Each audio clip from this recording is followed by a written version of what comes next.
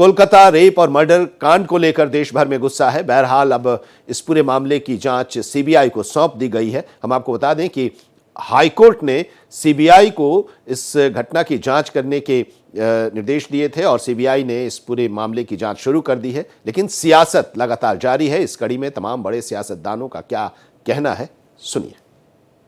बंगाल का तो ममता बनर्जी ने सहारा ही हिंसा का लिया है। लॉ एंड ऑर्डर तो उनका हमेशा बेकाबू रहा है। पहले वामपंथी यही हरकतें करते थे और ठीक उसी प्रकार से ममता ने किया, नहीं तो वहाँ सरकार बना ही नहीं सकती थी। इसलिए ये तो ममता हुई, अखिलेश हुए, ये तो हिंसा, अपराध, इन सब का सहारा लेके ही सत्ता में आते हैं और उनके सारे राजनीति करते हैं।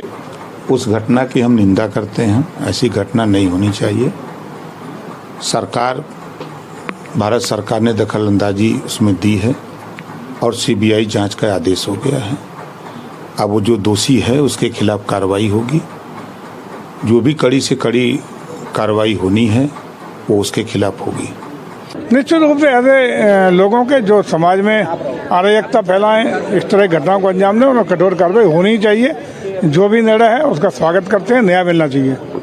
देखिए, समाजवादी पार्टी बहुत गलत करती है। अपराधियों को हमेशा इन्होंने संरक्षण दिया है। समाजवादी पार्टी के 5 साल के रूल में 25,000 हत्याएं हुई। हिंदुस्तान में उत्तर प्रदेश नंबर 1 पे था हत्याओं के मामले में। इन्होंने हमेशा अपराधियों को राजनीतिक संरक्षण दिया है, माफियाओं को चुनाव लड़ाया है।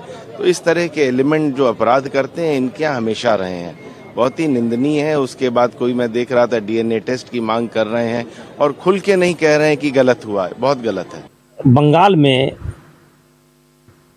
कलकत्ता में डॉक्टर सुरक्षित नहीं है और उस डॉक्टर की हत्या को आत्महत्या देने की कोशिश की गई या उसको भी कन्वर्ट करने की कोशिश की गई और उसी से सटा हुआ बांग्लादेश है। तो इस पर तो देश के लोगों को विचार करना पड़ेगा। और मेरा बड़ा गंभीरता से ये है कि देश रहेगा तो राहुल जी भी रहेंगे, देश रहेगा तो हम लोग भी रहेंगे। इसलिए देश के सवाल पर मुंह खोलना चाहिए, मुंह बंद नहीं रखना चाहिए। आज जो कोलकाता हाईकोर्ट ने आरजी कर मेडिकल हॉस्पिटल में जो निर्भया सरीके का गैंग रेप और हत्या के मामले को इन्वेस्टिगेशन के रूप में बंगाल पुलिस से छीनकर सीबीआई के पास सौंपा है, ये दिखाता है कि बंगाल पुलिस और बंगाल की सरकार के इन्वेस्टिगेशन पर उसे कतई भरोसा नहीं है। और हो भी कैसे। शुरुआती दौर से इसमें पश्चिम बंगाल की सरकार, ममता बनर्जी की सरकार और पुलिस ने लगातार लीपापोती करने की कोशिश की। पहले इसे, हालांकि इतने इंजरी मार्क्स थे, उसके बावजूद भी सुसाइड का रूप देने का प्रयास किया गया।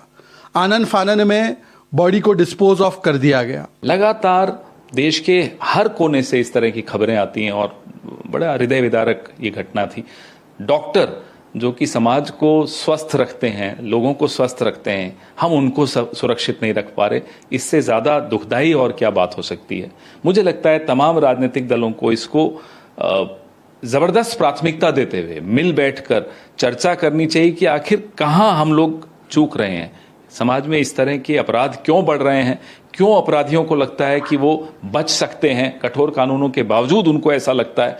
तो कहीं ना कहीं हम सब राजनीतिक दलों में कोई कमी है, हमें बैठकर बात करनी चाहिए। रेप, मर्डर और खास तौर पे मेडिकल स्टूडेंट्स के साथ इस तरीके की कोई भी चीज के लिए हर सरकार को संवेदनशील होना चाहिए। दिल्ली सरकार किसी भी मामले में कोई भी कोताही नहीं बरतती और मैं सभी अपने डॉक्टर से निवेदन करना चाहूँगा कि दिल्ली के मरीजों को सोच के, उनके बारे में सोच के आप लोग काम पे लौटें। अदालत के फैसले का स्वागत करते हैं और बंगाल पुलिस की जो निष्क्रियता है उस पर अफसोस करते हैं। ममता सरकार फेल हो गई उस डॉक्टर को इंसाफ दिलाने। ये जो सीबीआई को जांच दी गई है कलकत्ते के मेडिकल कॉलेज के मामले की, और सीबीआई ने वहां पहुंच करके केस को अपने हाथ में ले भी लिया है। अब उसमें हम लोग को सबको उम्मीद है कि सच्चाई सामने आएगी, क्योंकि जो टीएमसी की सरकार है, ऐसा लगता है कि मेडिकल कॉलेज के जो हेड हैं उनके साथ ममता जी के बहुत अच्छे संबंध हैं।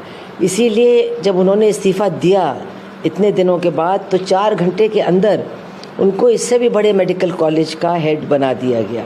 तथ्यों को छुपाया जा रहा है, तो जो वहाँ की सरकार है पूरी तरह से सवालों के घेरे में है और इसीलिए वो जूनियर डॉक्टर्स की हड़ताल अभी तक चल रही है।